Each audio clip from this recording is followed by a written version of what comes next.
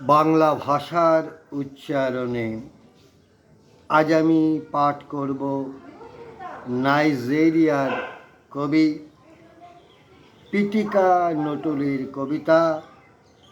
তিনি একাধারে কবি, লেখক ও শিক্ষাবিদ। জন্ম নাইজেরিয়ার স্প্রিং শহরে 18 ফেব্রুয়ারি 1942। আফ্রিকার জনজাগরণমূলক লেখার জন্য তিনি সুখ্যাত। বর্ণ বৈষম্যের বিরুদ্ধে উচ্চকণ্ঠ এই কবি সন্ত্রাসবাদী আইনে গ্রেপ্তার হন 1965-তে।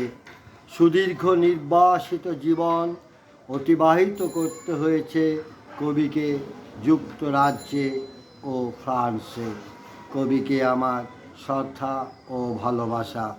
কবির কবিতার বাংলা অনুবাদ করেছেন কবি সাইফ ফাতেহুর রহমান। তার অনুবাদে একের পর এক দেশের কবিতা পাঠ আমি করছি ও করব। পড়ছি পিটিকা নটুলির কবিতা বন্দিত্বের কড়াগুলি। মারণ সাজোয়াজান অভিমুখে ধাববান ধাতবীয় শস্ত্রযানের অভিমুখে আঙুল প্রদর্শন করেছিলাম আমি। আমার অঙ্গুলি কর্তন করে দিল তারা।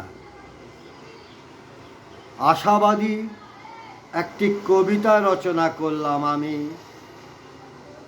ঝরে পড়া রক্তের অক্ষরে আমার সূর্যাস্ত অঙ্কন করলাম আমি ওদের মরণে।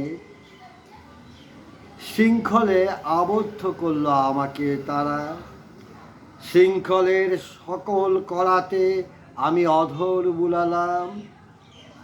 আমার অন্তরীণ কক্ষে আমার স্বপ্নরাজি শোনালাম ফিস ফিস স্বরে। এক একটি কড়া হয়ে উঠল কবিতা একটি একটি। কবিকে আমার শ্রদ্ধা, শুভেচ্ছা, অভিনন্দন ও ভালোবাসা। কবির জয় হোক, কবিতার জয় হোক।